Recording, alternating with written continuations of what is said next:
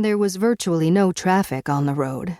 The only people in sight were utility workers installing new poles for the downed power and telephone lines.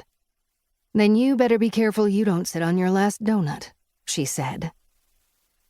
Duncan took her advice, ate the remainder of his glazed old-fashioned, then balled up his napkin and tossed it in the back seat.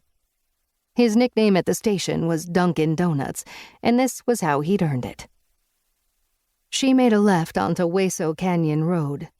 The narrow strip of cracked asphalt was bordered on 3 sides by steep, blackened slopes, and above by a winding, perilous stretch of Latigo Canyon Road that ran just below the ragged ridgeline.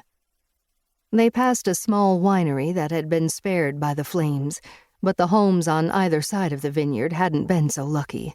All that remained of them were twisted pipes, freestanding brick chimneys, toppled water heaters, and the hulks of a few burned-out cars. As Eve drove farther along, the random nature of the destruction became more evident. 4 houses in a row on the south side of the road backed up to the mountain.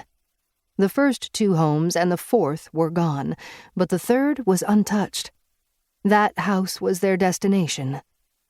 It was 2 stories with a 4-car garage, a red-tiled roof, and lots of stone cladding. There was something unnatural about how pristine the home and landscaping were, as if the property had been under a protective dome when the blaze swept through. The lawn and flowers, contrasted against the black ash everywhere else, struck Eve as outrageously colorful, like something out of The Wizard of Oz.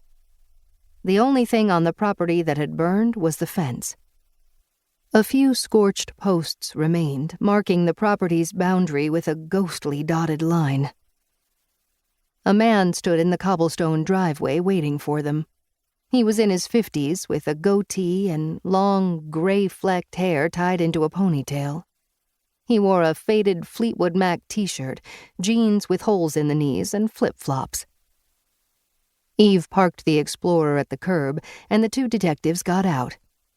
She wore a white blouse, a loose-fitting navy blue blazer to hide her hip-holstered Glock, and slacks. Duncan was in one of his many off-the-rack gray suits and ties.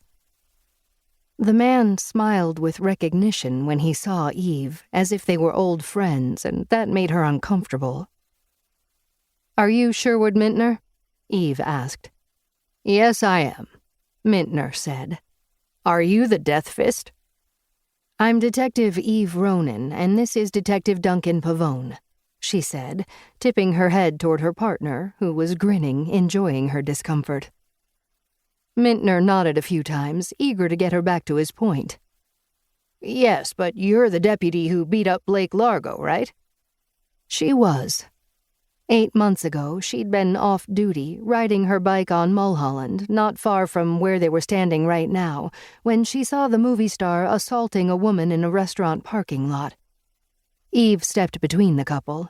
Largo took a swing at her, and she swiftly planted him face down on the pavement. The incident was filmed by several astonished onlookers with their phones. A video of a lean, radiantly blue-eyed young woman in a body-hugging bike jersey and shorts, easily overpowering the muscled, internationally famous actor who played Death Fist, the invincible mixed martial arts fighter-turned-vigilante, was irresistible clickbait. It immediately went viral, getting 11 million hits in a week. "I didn't beat him," Eve said. "I subdued him." "It was awesome," Mintner grinned, flashing his capped, 2 white teeth. "The sequel was even better." He was referring to another viral video, this one shot 6 weeks ago by a firefighter as Eve ran toward his rescue helicopter with a child in her arms, all of Malibu Creek State Park ablaze behind her. The video looked like the trailer for a Death Fist movie and only solidified her unwanted nickname within the department and among the public. "Could I get a selfie with you?" Mintner asked, taking his phone out of his back pocket. "No, sir," she said. His smile disappeared. "No selfie.